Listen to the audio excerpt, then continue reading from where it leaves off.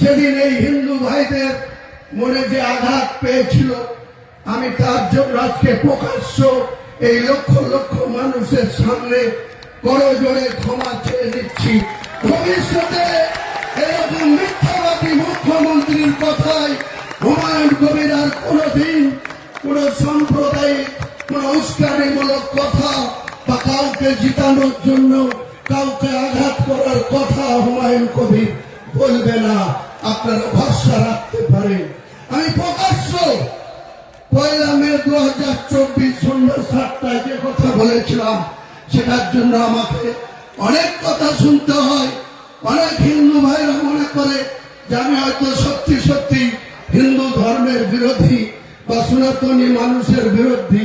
আমি আমার লাইফে 63 বছর বয়স, 43 বছরের রাজনীতিতে কোনদিন সংকীর্ণতা কি জিনিস, সম্প্রীতি বিনষ্ট করার জিনিস আমি মানি না।